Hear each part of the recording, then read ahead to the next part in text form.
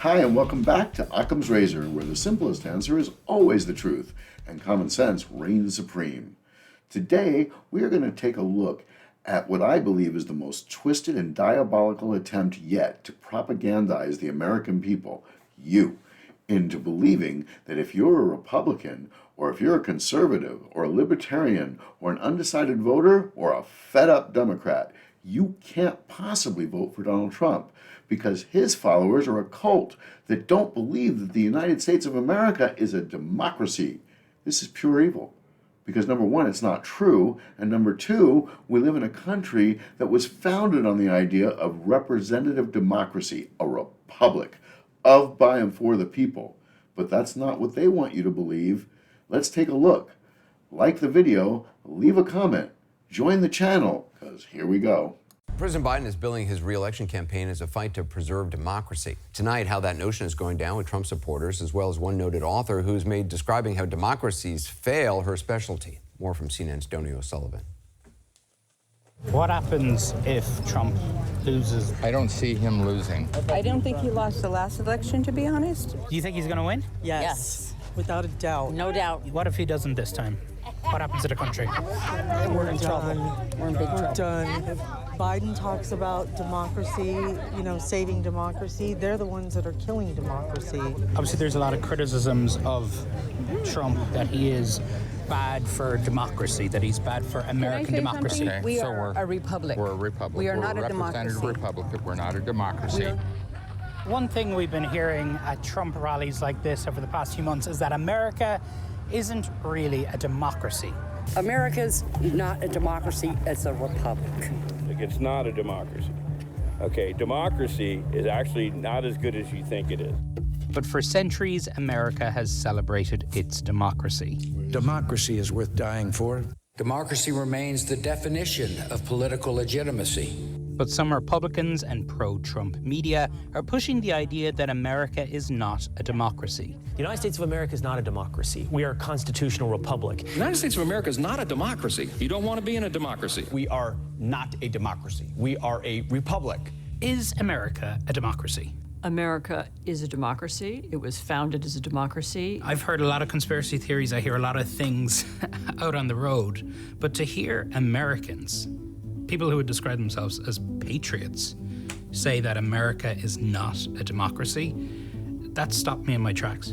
You are hearing people say America is not a democracy because there are people around Trump who want them to be saying that, who've been planting that narrative. Is America a democracy? Yes. No, I don't. I think Well, not we're right a now, republic. but we're a republic. What's the difference? I feel like democracy. Let me think this through. That it's government control. I don't see freedom in democracy. I see freedom in the republic. Honestly, the word democracy and the word republic have often been used interchangeably. There isn't a meaningful difference between them.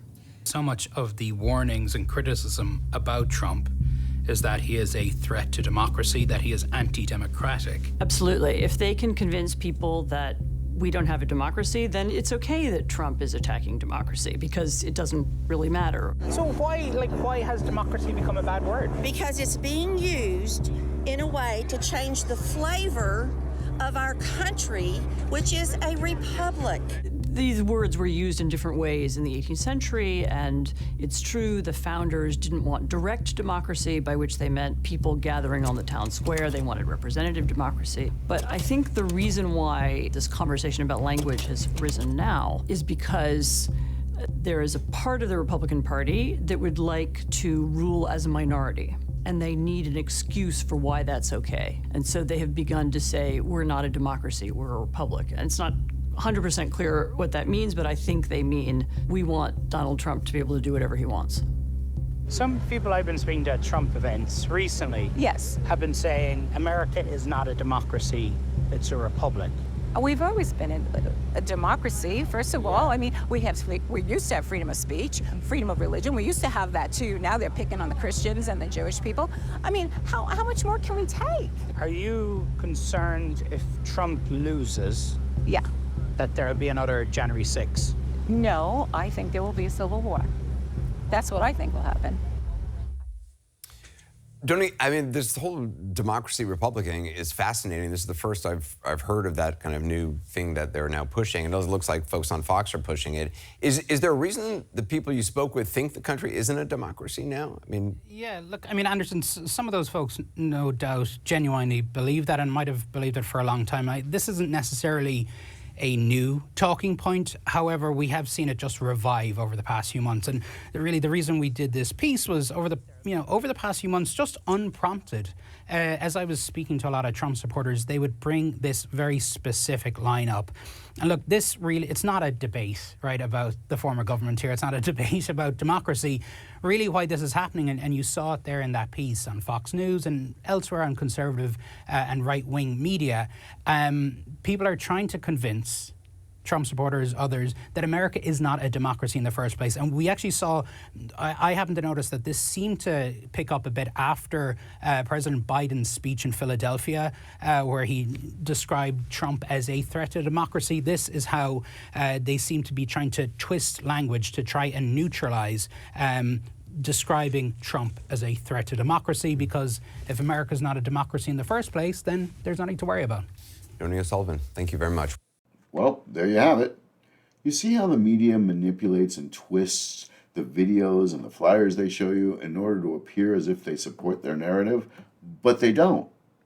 If you notice the historic flyers they show you, the one with Uncle Sam and the one entitled Read Up, they don't say the word democracy at all.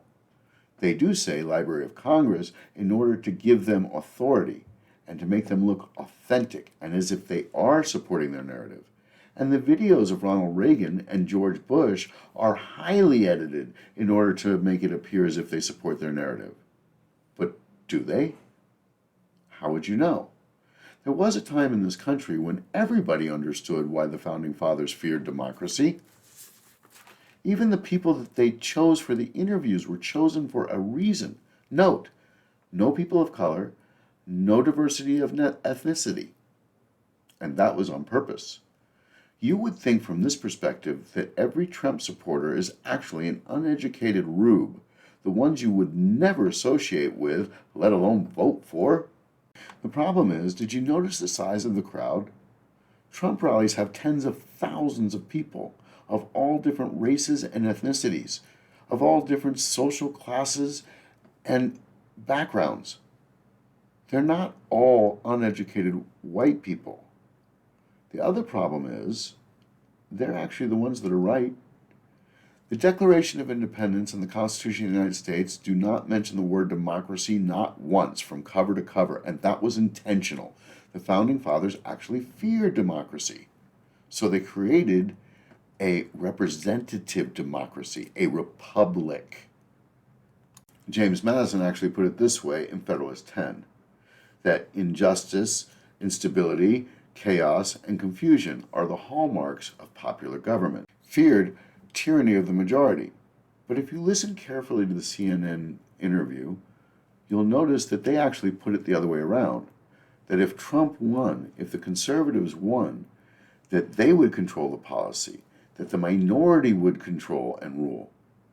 But the truth of the matter is that the moderator, the interviewer, and the expert they chose are actually the minority in this country when it comes to opinion of policy.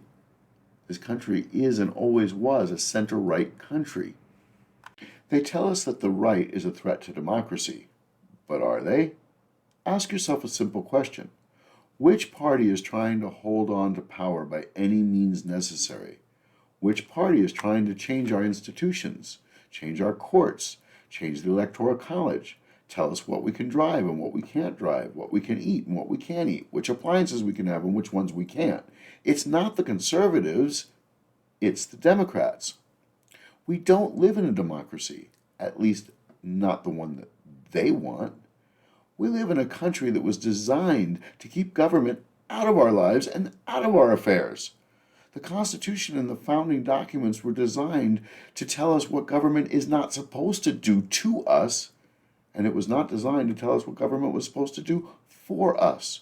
We live in a land of liberty and justice, of freedom. Note the pledge.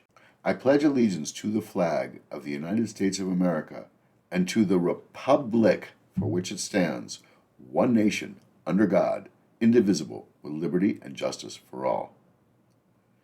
Just ask yourself, do you want to live in a country where the government tells us what to do? Or do you want to live in a country of, by, and for the people? That's the question, and that's Occam's razor. And that's the simplest truth and common sense. Like the video, leave a comment whether you agree or not. Subscribe to the channel, and I'll see you next time.